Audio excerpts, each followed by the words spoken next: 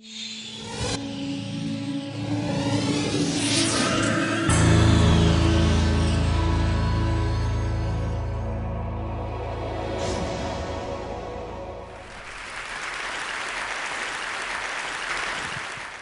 do so many people reach success and then fail? Well, one of the big reasons is we think success is a one-way street. So we do everything that leads up to success, but then we get there, we figure we made it, we sit back in our comfort zone, and we actually stop doing everything that made us successful. And it doesn't take long to go downhill. And I can tell you this happens because it happened to me.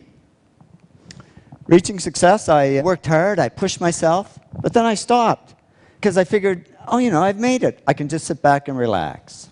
Reaching success, I always tried to improve and do good work. But then I stopped because I figured, hey, I'm good enough. I don't need to improve anymore. Reaching success, I was pretty good at coming up with good ideas because I did all these simple things that lead to ideas. But then I stopped because I figured I was this hotshot guy and I shouldn't have to work at ideas. They should just come like magic.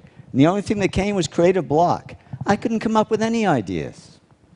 Reaching success, I always focused on clients and projects and ignored the money. But then all this money started pouring in, and I got distracted by it.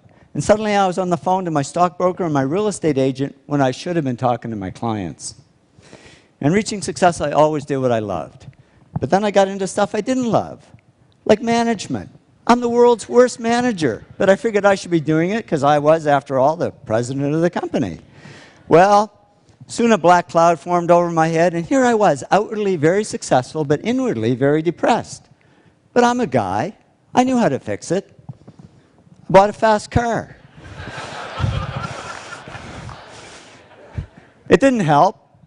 I was faster, but just as depressed. So I went to my doctor. I said, Doc, I can buy anything I want, but I'm not happy. I'm depressed. It's true what they say, and I didn't believe it until it happened to me, but money can't buy happiness.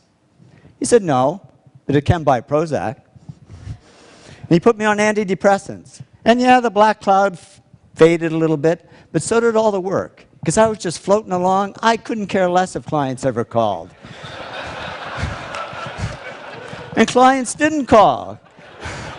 Because they could see I was no longer serving them, I was only serving myself. So they took their money and their projects to others who would serve them better. Well, it didn't take long for business to drop like a rock. My partner and I, Tom, we had to let all our employees go. It was down to just the two of us, and we were about to go under. And that was great, because with no employees, there was nobody for me to manage. So I went back to doing the projects I loved.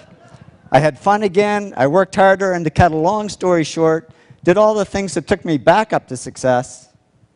But it wasn't a quick trip. It took 7 years. But in the end, business grew bigger than ever. And when I went back to following these 8 principles, the black cloud over my head disappeared altogether. And I woke up one day and I said, I don't need Prozac anymore. And I threw it away and haven't needed it since. I learned that success isn't a one-way street. It doesn't look like this. It really looks more like this. It's a continuous journey. And if we want to avoid success to failure syndrome, we just keep following these 8 principles, because that's not only how we achieve success, it's how we sustain it. So here's to your continued success. Thank you very much.